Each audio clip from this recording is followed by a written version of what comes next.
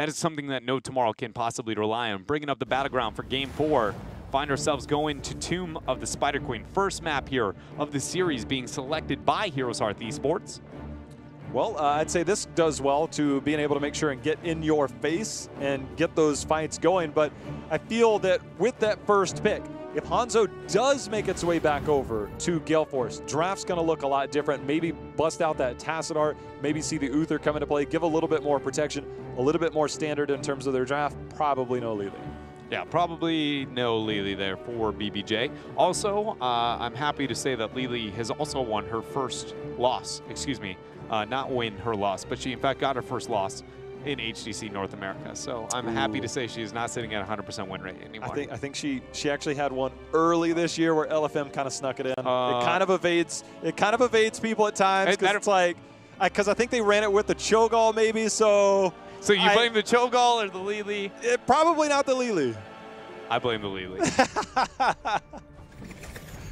But either way, from what we've seen from it, its successes obviously have been there. I think it's just been a situational pick. That did not feel a situational pick. That felt more of a forced pick and definitely hurting the poor win rate of Lili. And we talked about for HeroesHearth Esports gaining this kind of momentum that they got behind them and how competitive their section of the North American standings are. Every win matters here. You know, that loss against No Tomorrow is something that, you know, if they win this series and 3-1, that might be something that they look at that win-loss record at the end of the year and go, you know, that No Tomorrow Lili pick, Lili game, at least, if you will, goes, maybe that's a little bit too much. That in mind, they were willing to Rexar Ampther, you know, even with that. It's interesting. So No Tomorrow unwilling. There's Medivh teams and then there's not Medivh teams. No Tomorrow is not a Medivh team. They'd rather be like, look, if we're going to get one, we'll play down Maiev. But they're not even willing to say, look, maybe they'll let Medivh through. They're just not a Medivh team.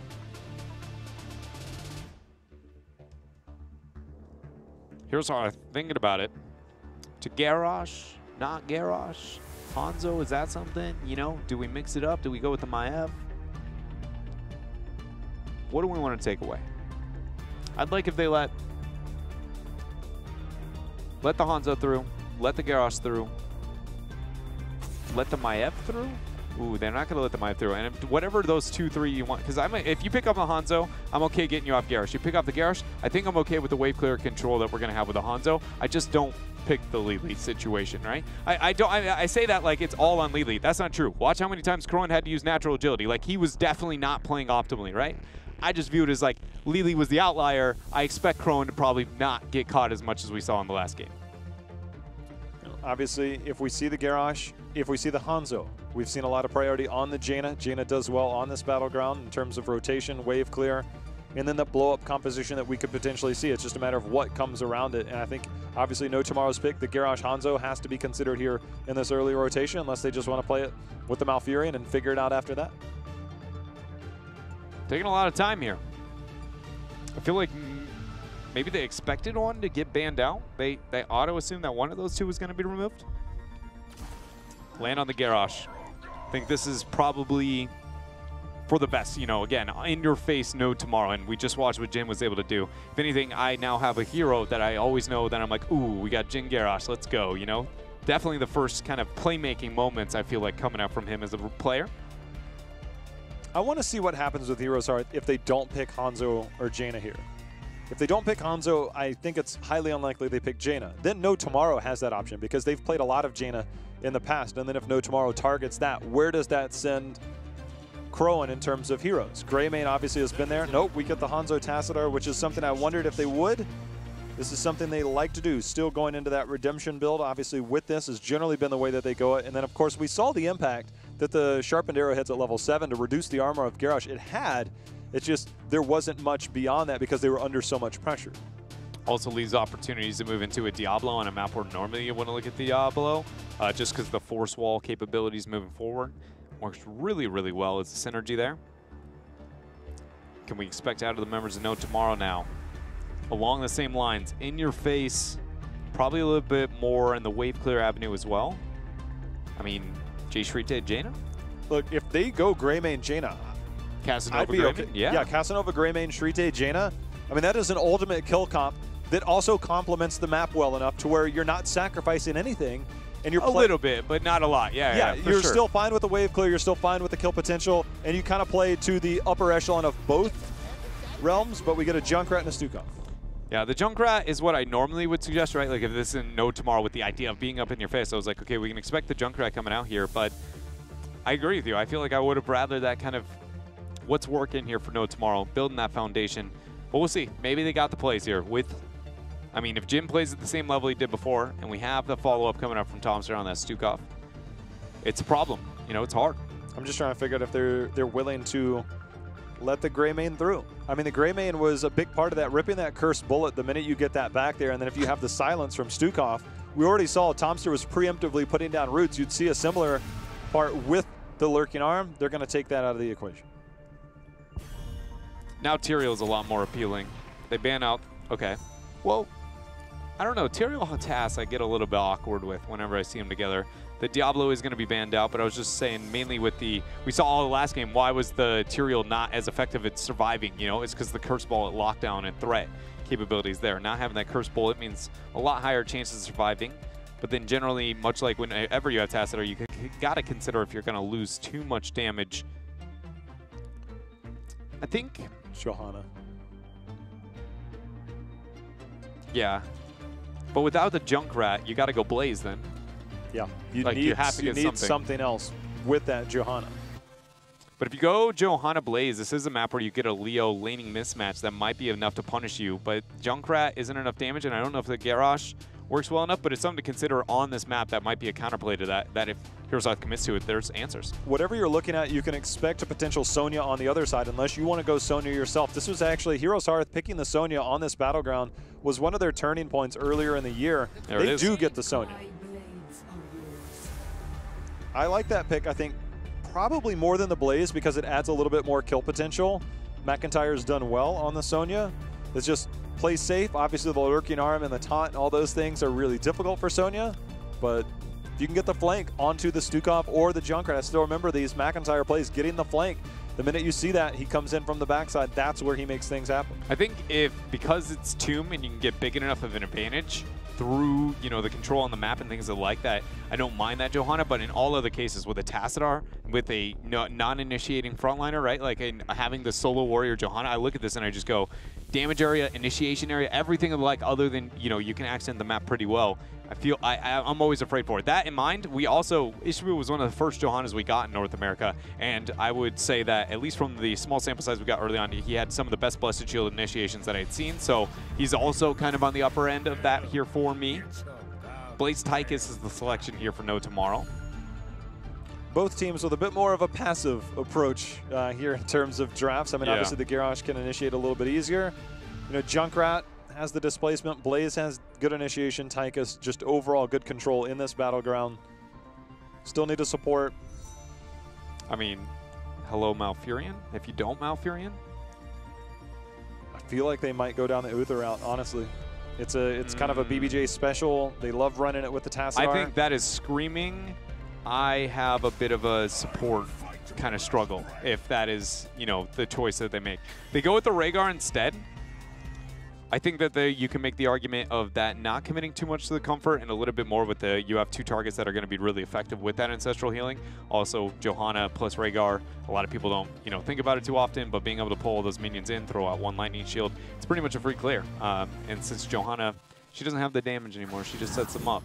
It also takes it alleviates the pressure because you have Tassadar in there with the Psystorm. You kind of couple all that together. It kind of alleviates the pressure. I wonder if we'll see maybe going into Redemption and then the Scatter Arrow maybe at level 4, but obviously go back into that Stormbow so you can get that single target damage and pair it with that armor reduction at level 7, allowing Hanzo and Crone to be a bit more aggressive because positioning for Crone on this battleground, he will stay around those turn-in points, especially between that top mid lane, and just pepper out shots the entire time. That's how he plays, the most aggressive Hanzo we have in terms of this battleground. He loves to do that.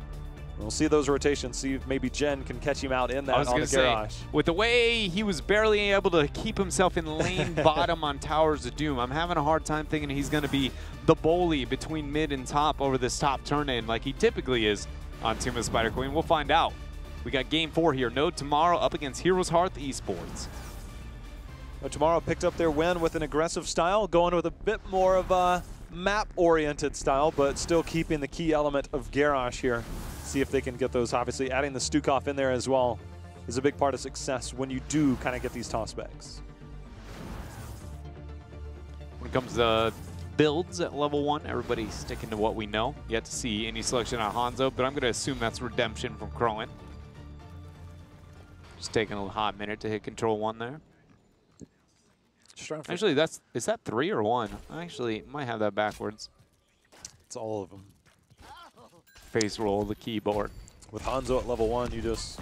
All right, well. Like I said, that aggressive positioning met here as McIntyre and Crowan under assault. One of them lives, the other one does not. That was... I don't know. I'm torn. I don't know if I have an opinion, strong opinion one way or another.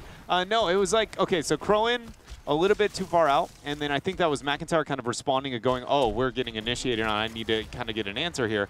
But then Crowan going like, boys, I was fine. I had natural agility. Like, it was actually a little bit more calculated than you thought. And he goes, yeah, I wish I had natural agility too. Turns out my passive isn't as cool as yours.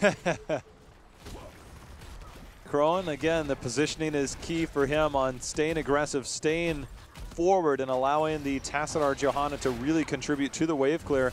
And they have such good wave clear, Dread, that they've actually rotated the Rhaegar down to the bottom. Love it. Wouldn't be surprised if they make an early siege camp play here in the near future. Yeah, I become instant fanboys of any team who has advanced or, you know, very fluid laning situations here. A 3-2 split on a map like this, it's honestly really good. And with how little kill potential exists for No Tomorrow beyond the Junkrat, or excuse me, not beyond the Junkrat, but beyond the Garrosh, I think it's going to be really good to find ways to be able to shut down that off lane, especially for, you know, kind of Sonya, make her overly problematic towards the bottom half of the map. This will be cool to see how it unfolds. Both teams picking up the Knights here. Obviously, No Tomorrow first, committing quite a bit to it, as we'll see what kind of push this gets. Probably not a lot, but both teams prioritizing the Knights. Sometimes we'll see the play over the Giants. You see the lurking arm go down, trying to get the follow-up there with Blaze. Unable to do so. Iron Skin and Condemn just going to walk in for Ishbu, try and get a little bit of clear. Ishbu actually knocks out of position, then gets the knockup. He has got to move through that entire lurking arm, but he actually gets the Condemn and the shields. Oh my, there is no way he survived that. Somehow, without an Iron Skin that far out, to able to kite around, impressive play here from HeroesHearth. Keep the team alive. BBJ healing it up on that Rhaegar. Now they're just fine. That's so close. So close. We haven't seen the split just yet. Sonya's starting to make her way down to the bottom, but I really am curious when we'll see that priority on the Siege Giants. There's Crowan again. He will play with fire in the early part of the game around that rotation, just strictly relying on that natural agility and just obviously just superior play. Jhin trying to answer back here, making the aggressive rotation through. Gonna find one. Iron Skin though, mixed with that Lightning Shield we were talking about before, and the Iron Skin, easy Condemn clear. Crowan goes back, assumes position of what I'm going to call the northern bully of Tomb of the Spider Queen. It's just, he's what exists beyond the wall. Oh my, you are right. He is that. Be terrified. But pretty even so far in terms of experience. Turn in, pretty much identical as well. Both teams do have enough for a turn in at this point. No Tomorrow, just a few short, actually. A lot of baby turn-ins here from both these teams. HeroesHearth prioritizing top. No Tomorrow spawning with the bottom half. Just trying to figure out who's going to be willing to commit. Yeah. You know, we go back a lot on optimal turn-in, willing to concede turn-in, still not settled debate-wise. Not to turn in, nobody knows. A lot of different ways here. Hold up, though. We got a bit of a clash here up on mid. That is one dead Crow. Oh, my. Natural agility barely before that flip comes out from Jhin. It's pretty good range there, making sure to stay alive. Equinox has hit 3 jet propulsions on Crow this game. That can't happen. I mean, that's the type of flank when I've visualized the Sonya and McIntyre, the way that he's played it, is that big-time flank from that exact same position. But Equinox is like, well, I can do it too on Blaze. I mean, I just kind of expected it from the other side, but No Tomorrow being the aggressors here. 7 talent here is here for HeroesHearth, but not going to gain too much. One thing to keep in mind is that is suddenly you know, we've been talking about the bully in the top lane. He gets a lot stronger now. Armor Shred, Garrosh has got to be a lot more, you know, kind of aware. Hold up, though. Jin finds a flip onto Ishbu. Pull back from that Condemn. Not going to gain anything here yet. Channel from Arthlon. Going to try and drop off 10. He will. 34. Too. McIntyre's rotating from the bottom. He's moving up for the turn and trying to get this first turn in there at the 5-minute mark, right around level 8, which is generally where you want to be. You expect to have maybe a little bit more structure damage done in some of these lanes. See how it plays off. Kron receiving the cleanse there from BBJ. Stuff like that, man, that makes me really hopeful for HeroesHearth Esports moving forward. Being really aware of how the map's functioning and just going like, yeah, we can just get a small adjustment with our laning situation after Ishbu kind of tries to get the escape here, and then still enforce the turn in whenever, you know, they feel like it is most optimal with that rotation with Sonya. Equinox coming in here, getting a lot of damage. There's a dimensional shift, but Arthlon, you're going to go down here, buddy. It's going to take you a while. He's going to have a little bit of a chase here. It's going to buy a little bit of time to get some damage done. The entire wall goes down in the mid. There was already one tower at the bottom, so we'll have to take a look at that here in a moment. But once that top lane goes down, you see that experience just jump up close to 10.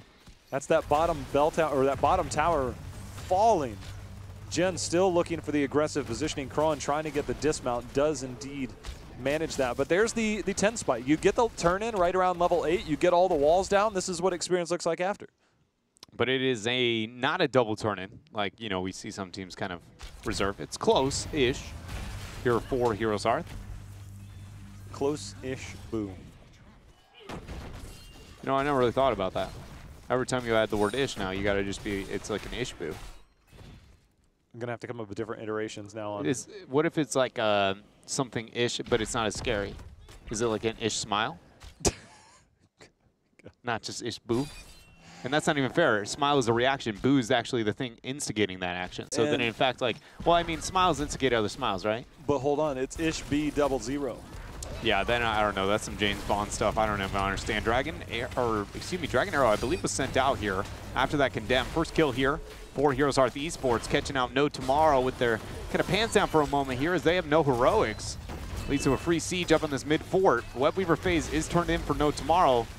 It's not going to gain too much yet. Great job there, focusing on that Riptire from HeroesHearth. There's Equinox on the backside, getting another jet propulsion. Bunker goes down instantly. You can see the concussion mine. Going to knock away McIntyre, but he's going to get back to safety. But with that kill and with that initiation, it looks like HeroesHearth should be able to fall back and defend this Webweaver pretty easily, Drew. Yeah, it's one of those situations where it's just kind of, you know, not convenient for No Tomorrow to lose a member with the Webweaver phase and a massive objective. Good job for HeroesHearth trying to force out, you know, at that time frame, but it really is just kind of one of those, ooh, really going to set the team back here for a moment. This is an all-out 5-man dive with an Odin down here. I don't want to say it's an overcommitment. When this Webweaver phase dies, expect Dragon Arrow all in from HeroesHearth the minute that this Odin dies, because this should be a bit of an overcommitment toward the bottom half. Equinox going in. There's seconds, I'm guessing. 4. Pre-cleanse on a McIntyre. Here we go. Time's up. Let's do this. Lurking Arm goes down. The taunt in. See if he has the dimensional shift out. He does. There's the Dragon Arrow. Jin just able to hop into the bunker. He's going to hop out on the left side. Arthlon with the Archon putting the damage onto Casanova. Do we have the Blessed Shield available? As we see HeroesHearth still pushing forward. No Tomorrow somehow makes it out. So this is, like what you just saw right there, a lot of what you're going to expect a lot of the team fights for HeroesHearth. Like, where it looks good and they're trying to get kills, but they can't catch anybody for an official kill. Arthlon, though, going to get flipped over the wall, force the dimensional shift.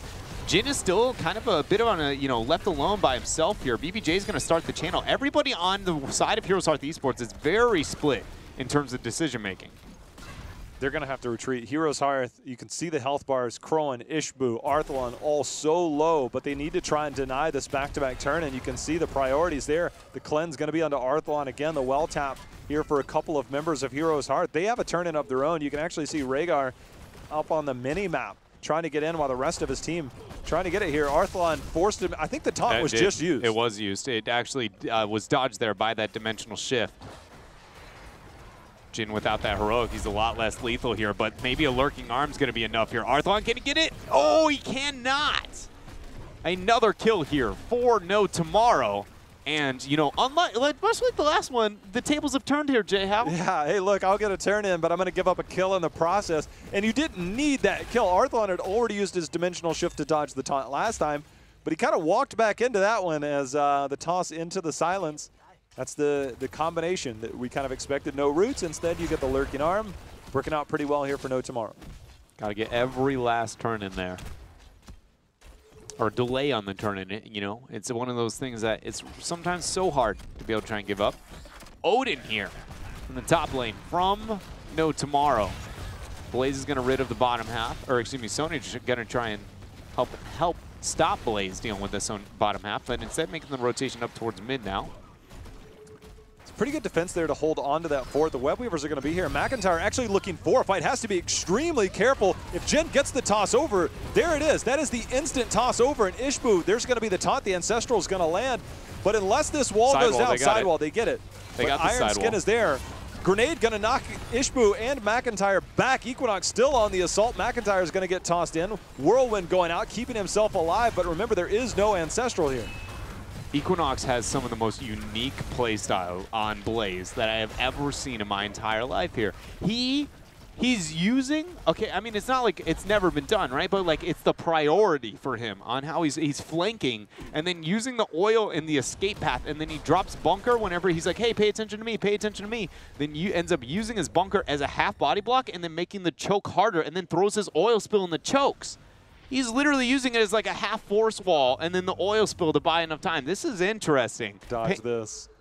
Yeah, pretty much, yeah. You can see they're going to hold this camp as long as they can to wait for those Web Weavers to come down to defend against the mid. Odin should be just about up. Ishbu has the Iron Skin, going to get just behind the wall. Web Weavers here now for No Tomorrow. That damage that just ripped through that night camp. Odin is out. The Web Weaver, though, did fall to about 60%. It's falling rapidly. Sonya dealing with the push at the bottom, but the main focus, of course, is going to be the entire team here of No Tomorrow. You know, they're not too far away from another turn-in. I don't think they're going to be exactly close, but definitely a threat if they are able to pick some up on the minion waves throughout this Web Weaver phase. He found himself a Chrome, but he has no team. Or health. Well, see, he had armor, but then he didn't have armor. Dragon's Arrow from downtown. Arthlon there going to have the flank. Bunker is used. Stukov. Oh, he's still in there. Yeah, he's going to be going down. He's a nice B-step, though. Respect that. Got 2 off before he went down. That's about 2 times more than I thought we'd get there. Dread, that actually puts No Tomorrow down to about 50 gems, so they actually lost a little bit, excuse me, 39 gems at the end of that. And more importantly than everything else is where that fight took place led to an easy rotation here towards HeroesHearth to pick up the boss. This is going to buy a lot of time and the pressure in the top half of the map. There's only about 17 gems necessary for HeroesHearth to claim the next Web Weaver phase for themselves. They'll be fortless on top and on mid. Likely can set a bottom to be in that situation as well, but with the Giants, it's going to buy a little bit of time. Either way here, HeroesHearth Esports should have a free turn-in over the bottom half of the map over the next 45, minute here. See if they can make it happen. The Knights picked up here. I think that was picked up for fear of a potential invade with the 16 while No Tomorrow was dealing with the boss, so making sure to take that out of the hands of, potentially out of the hands of HeroesHearth. And you mentioned the turn-in. They now have enough for a turn-in. Sonya already peeling off, respecting that time limit that you were talking about. Sonya rotating over. The Giants will have to be cleared up, but because of that time frame, they want to make sure and get the turn-in. It's just they're going to have to go back and finish the cleanup, push that out as far as they can. I like that they're doing this. Okay, this is really good. Okay, so look at this. BBJ clears the back, and then where's the next minion wave going to be met? Oh, Arthlon, I was hoping the whole team just keep it there, keep it stalled up so the Web Weaver drops and gets as much value as it can. He comes back to clear it. Can he get it in time? He does.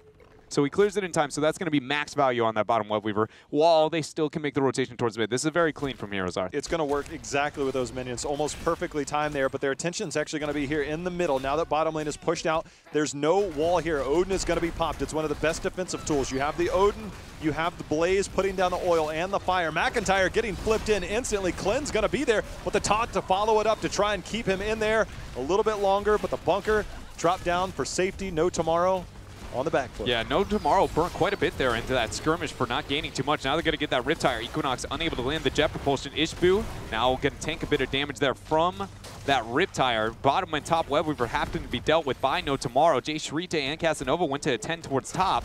And now so concerned with all 5 members here of HeroesHearth on mid. Bottom Webweaver's over 50%. It's at 65. That is going to get a keep if nobody answers.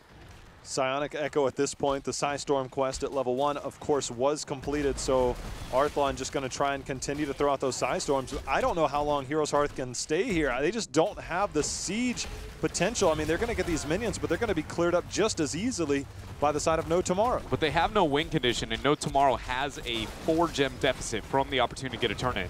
As long as they can sit here, poke and prod, and Jin doesn't have the chance to hit that huge play, I think that's still realistic for them to siege up with the Hanzo. The question is, how many ground breakers do you want to risk before you give Jin, you know, kind of that one-stop shop here for a free kill onto HeroesHearth? The double Psystorm, there we go. There's the toss in. Iron Skin was used, maybe the reinitiation, but Ishbu going to walk away. For now, Psystorms continuing to go down. Arthlon, kind of the main one, but there's the initiation again. Cleanse out onto Ishbu. The taunt going to be onto Sonya, who's flipped back the bunker down again. And now HeroesHearth bringing the pain, and that's going to be Jin, the priority target, but he somehow survives. Equinox with the re-engage there on Blaze. That jet propulsion single-handedly is pushing back all of HeroesHearth Esports. There goes another Riptire. Ishbu question if he wants to move up to tank that one. Drops the Iron Skin, gets a Tash Shield from Arthlon, and he's going to be just fine. Enough gems here for a turn-in for No Tomorrow. Tassadar scouting over a goaltending here over the bottom lane. 28 in the hands of Equinox. That's a for sure necessary here kind of turn-in. Actually, everybody is for that matter. Sitting close enough to it. Ishbu gets interrupt 1. Arthlon with the second. Jin still sitting pretty low on that health. The fact there might, I'm trying to figure out how much health that has. Okay, that minion wave is being cleared middle. Eventually that will mount up. It's going to be another 10 or 15 seconds for the second one comes in. Tassadar's actually peeling directly over there to take down that mid keep.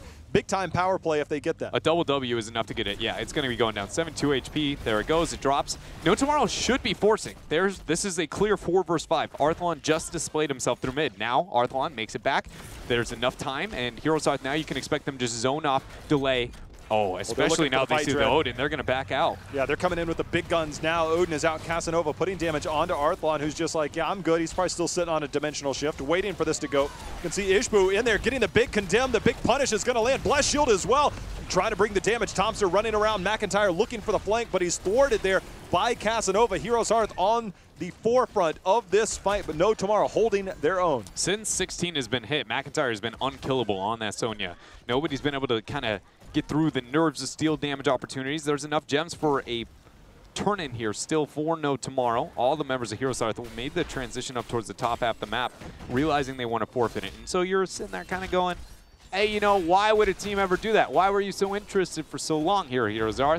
And they were just trying to get to a point where they go, if this Webweaver phase goes over, do we hit the 20 spike and we can defend off our keeps, and then we can force the turn in win condition and or boss afterwards. See how it goes. Odin's still a ways away before it comes back. Catapults and, well, that camp picked up already. That's not going to do much damage as the Webweavers just fell. Junkrat, you can see on the minimap, trying to clear. Again, the focus here towards this mid fort, just trying to get some experience down, is No Tomorrow before they turn their priority towards another lane. Equinox hitting a jet propulsion, but maybe out too far. Forced to drop the bunker. It's going to be a cooldown that maybe No Tomorrow is going to want here when the 20 spike is picked up for HeroesHearth Esports. Webweaver pushing down. HeroesHearth not willing to commit. Arthlon, of course, always willing to commit just a little bit of harassment in return. The Webweavers pushing down bottom. Odin is out here, but 20 is almost here for HeroesHearth, Dread. Yeah, and they actually sent Tassadar top rather than Hanzo. They should have sent Hanzo top for the play of the game all in and then initiate him bottom once top Webweaver is cleared. But instead send Tassadar, which now makes this rotation very easy to kind of decipher when the rotation down. Look, Arthlon moves away, everybody knows out. That was a bit of looking into the future at the same time, but it's an interesting choice that HeroesHearth didn't go with that, especially, you know, with how successful they are there with that Hanzo. We get Jin locked down. Punish is going to hit him. See if McIntyre, Indomitable is going to be used. Such an early bunker. McIntyre's going in deep here. The Whirlwind is out. 20's there. They're getting the lockdown onto Jin. Play of the game was used. Jin falling, Dreadnought. Archon is going to get a lot of damage onto the back line. Equinox trying to slow with that oil spill. Flailing swipe coming out from Tomster there. Condemn in. Punishment not even going to be used. Tomster drops. 2 members and No Tomorrow dead. And HeroesHearth, they want this game. Infinite Archon, they're going to try and siege up on this if they can keep it alive. Still half duration, but every auto attack extends it. There's one auto attack.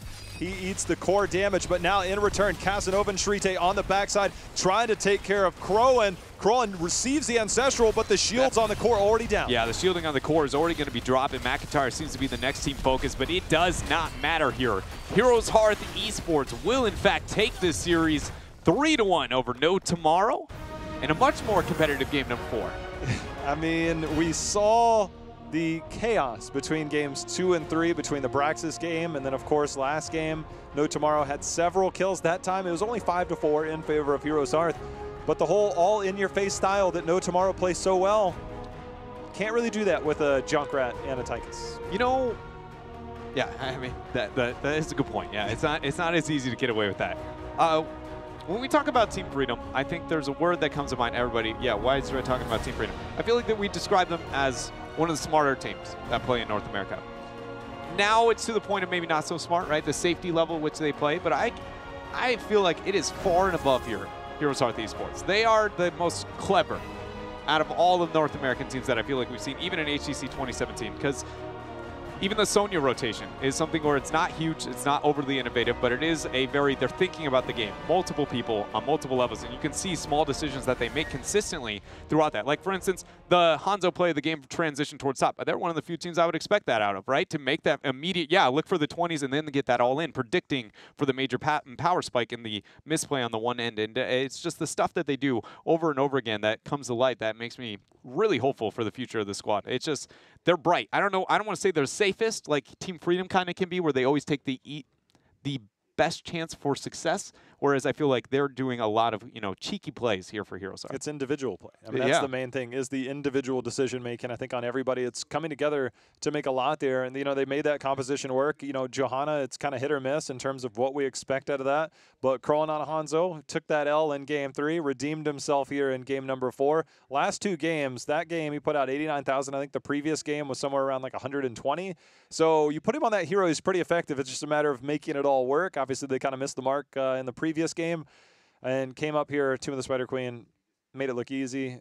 It was close, tense, but it seemed controlled for the most part. Yeah, it was. Yeah, I think that's at least when looking at Tomb of the Spider Queen for the most part there. You know, after today's games and the results that we see out of HeroesHearth Esports, not so much when they're looking at the standings. I feel like because now they've hit that point of like being the 2nd seed in North America, now almost tying Tempo Storm after this victory, close enough at this point in time, that it's like looking at, you know, I feel like there's still some pretty big weaknesses. You know, in today's play, there's a couple moments where I feel like we can see that, you know, here and there. I would say BBJ on the Lily game, not the best look there coming out from him, even though he is the one true original Lily, not counting the LFM. At least in part sneaks in there. Yeah. It's just, you know, I feel like there was a couple moments we saw, you know, with that amount of pressure, I feel like Ishbu maybe wasn't the outstanding warrior play that we kind of typically know. Even Crowan having a couple moments there on that Hanzo, struggling to find their own. It's going to be interesting to hear, you know, their thoughts. But we do, in fact, have the Hanzo main himself, who sadly, you know, didn't end up getting a W on the Hanzo this time. It's going to be here. Crowan with us on the line. Crowan, can you hear me? I can. Crowan, first of all, first loss on the Hanzo. What are your words? Anything? Just, you know, congratulations. It's Heroes of the Storm. My record's so good. Who cares? I mean, I don't know. No Tomorrow, they are the kryptonite to my Hanzo. So rip the win streak, rip Hanzo, never playing it again. Never playing it again there. So I want to ask about the Lily pickup. I know you guys have been more prone to obviously be willing to move into the Lily, but this was different than the other Lilies we've gotten out of you. Number 1, no Medivh being picked up in the earlier stages to kind of make up for that. And then number 2 is you had other support options kind of available. I was wondering if you could maybe give some insight into why that pickup was there for you guys. I think that we as a team think that, you know, Lily is still a strong healer, and it kind of fit what we wanted to do with that composition. I don't want to, like, you know, reveal our full thought process there, but we felt as that Lily was probably the best option there. I think that a little bit come down to just our play that game. We didn't play it as cleanly as possible. Like, we got picked a lot early game, but I think that Lily was still a pretty good pick there. And then also still looking towards that kind of Towers of Doom game. I feel like that was the first time we ever saw you like under a lot of pressure for your very offensive positioning, which most of the time is extremely kind of calculated? Did you feel like that was more maybe No Tomorrow and Jin, especially on that front line, forcing your hand, or did you feel like it was kind of an off game? What was going on through a majority of that, at least for the first half of it? I think that game is very telling of No Tomorrow as a team. They are very aggressive. They know what they want. Like they're the type of team that will lose like a top wave and a bottom wave, just a like 5-man or a mid wave and a top wave, just a 5-man bottom, and just try to get kills over and over again. And while like we were able to avoid that sometimes, weren't able to avoid it a lot of the time. So props to them. Like I think they played that game very well. Yeah, it was a very impressive play coming out there from them beginning to end, but also, you know, coming out from your end. I was going to send you over to J-Hal really quick. Cronin, we got to talk to you guys 4 times in the early part of this year. Now we get 5 for 5. It seems like we get to talk to you guys a lot. How's it feel kind of being on the winning side a little bit more as we move forward again, moving towards the potential playoffs, and maybe you guys are inching a little bit closer to that #1 spot? I mean, is that something you guys talk about? It's something that we talk about. I think overall our mentality is just try to always improve. You know, it doesn't matter where we end up as long as we just like do what we need to do, show up, play well. And I think that it's something that we've done really well with over the past. I think we won 9 out of our last 10 series. So just the improvement from even like when we started in the open division, we've all had our mindset in the sort of way that we need to just always look to improve week to week to week to week, you know, and that's what I think we're doing. And so it feels really good to finally, I guess, be reaping those rewards and being up on the top of the leaderboard. So we're looking to, you know, keep with it, and maybe you can even get the #1 spot. It's possible. All right, you said looking to improve each week. So now we have 3 weeks in a row where we've gotten a Rexar. So do you feel like you've made improvements on the Rexar? I talked to Arthalon last week after the series, and he's like, look, no, we're not trying it anymore. It's done. We're retiring it. Little did we know you guys still had it in your back pocket. It was wild. Is that still a thing for you guys, do you think, going forward? I mean, we had to get Rexar that one win. We couldn't just 0-2 and then just, you know, put Rexar on the shelf. Had to find that one win. Arthalon loves his Rexar, so had to do it for him. Creativity obviously has been a lot, and you know, oftentimes because we get to talk to you so much, it feels like sometimes we're overlapping a little bit. But creativity and individual playmaking that you guys have, it just seems like what works for you guys. Where, I guess I asked this question from a couple of teams, where does the ceiling lie? I mean, you guys seem to be coming up with new strategies, new ways to kind of approach the game that we're not seeing from other teams. Where do we see kind of the ceiling here for Heroes Hearth? I mean, I think it stems back to a couple of things. One, that we all trust each other as a team, and we're willing to run stuff like that as long as it works out. Oh, well, can you hear me? Yeah. Hello? Well, we may be having a bit of a Oh, moment here. hello? Hello. Am I back? Are you? You're good with us, man. Are we good with you? All right, cool. Yeah. As I was saying, though, it comes down to 2 things. One would be the trust that we all have in our teammates. Like, if someone wants to try something, then we're all kind of like down to see if it works. And Arthalon being, you know, the king of the off-meta things, you know, sometimes he has the idea, sometimes it's BBJ, but no, we're all willing to work through some things. And if it works out, even if it's not meta, like if it works for us, then that's all you really need. And here's the storm. It's all you really need. You know, the flexibility and creativity, not only in the picks, but I would say with the in-game play has been very impressive from you guys, Cronin. So now I've got to ask, you know, the tough question, as always here, rounding the end of the interview, we have you up against Tempo Storm on Saturday. Confidence levels, what are your thoughts and feelings? I mean, it's been building up. You guys have been climbing the North American standings, and now you sit at that opportunity where, depending on how the rest of this weekend unfolds, you might be able to even claim #1 spot in North America. That would mean you're going to MSB even. That's crazy to think about. Yeah, I mean, personally, I think the MSP was one of my favorite events I've ever been at a couple of years back, and I'm very, very much, that's been the goal for me for a long time to get back to those huge internationals facing like the best teams in the world. That means the most to me. But I think that versus Tempo Storm it's going to be a lot closer series than we had last time, because that was like our first game of the HGC, and we've grown and learned so much since then. And I think that we're very confident going into the game versus Tempo. I'm not going to say who's going to win, but it'll be a close series for sure. That's awesome, man. Congrats again here with the win over No Tomorrow. The floor is yours for any shout-outs, Cronin. All right, thank you. As always, shout-outs to my team. I think we played, you know, very well this week. We're continuing to improve, and that's, you know, I love that. Shout-outs to Koth and Luck, our coach, Renal, our manager. Shoutouts to Twitch chat, obviously. Thank you for the support. I love you all. Shoutouts to you guys casting. Shoutouts to HeroesHearth.com, website that's for all your Heroes of the Storm needs, guides, builds, everything there at HeroesHearth.com. Arthalon actually has a new shirt up in the store, and it's 1 hour is all you need. It says it on the shirt. So if you want to check that out, go to HeroesHearth.com/shop. I have myself a Much Love shirt on there. McIntyre has a Barrel Blaze shirt. They're pretty fire, so just go check them out. Thank you very much there, Crowan. Thank you. Yeah, dude. I saw that Arthalon shirt just the other day. I'm going to be honest, the only reason I haven't bought it yet is because it was a pre-order. And I was like, you know what? If I spend my money, I want it this exact second. But I have a real hard time not buying that. All 1 hour is all you need. It's so funny because Dread and I were out the other day, and I'm like, man, I was like, did you see that shirt? He's like, yes, I did. We were talking about how good it looked, and it's like, do we pull the trigger? Oh, man, it's a 3/4 baseball, too. It's so nice. My goodness. You know, I'm sitting here, HeroesHearth Esports, HHE, sometimes just abbreviated. They're going to have to start changing their name potentially. HeroesHearth Entertainment. They bring the entertainment, whether it's their play, their drafts, everything about what they do, man. It's like must-see TV at this point. They continue to evolve. I absolutely love watching this team every single week. I don't care if it's against the top of North America, the bottom of North America. They make it entertaining. Absolutely love having them here as part of North America. It's a blast. Honestly, I'm in the exact same boat, and that's a bold one, you know, for me. I'm not typically the guy where I'm like, I'm enjoying the play that we kind of see here from this squad, but we need to be figuring out what we have unfolding here tomorrow at HGC North America, because we are not done with this weekend. There is still stuff to be figuring out, not only for us, but also for Europe. Look at that. Fnatic and Zealots kicking off Europe tomorrow. Then we got to have Method taking on Team Dignitas for North America. Team 12 up against Simplicity. And, man, after Friday's results, the doozy. Tempo Storm taking on Team Freedom. I mean, if you're an HGC fan, Sunday is stacked from top to bottom in between Europe and North America. Absolutely stacked. So we'll see how that plays out. I'm looking forward to it. And you guys at home, do not miss out on the fact that tomorrow we're going to have KSB taking on Tempest, two of the biggest names out of the Korean region. You know, Tempest on a bit more of a struggle as of late compared to what we saw out of the Eastern Clash, but KSB Black, that is a roster, a group of team members that you pretty much always put up great games. Always fun to be able to see the mechanical prowess that those players have. There's a lot. Tomorrow is like one of those days you wake up. If you're in America, you're waking up, you get your coffee, you make sure you're prepared for the day. If you're in Europe, you watch Europe, and then you get your coffee afterwards so you can stay up and watch North America. I know there's some of you out there that do that.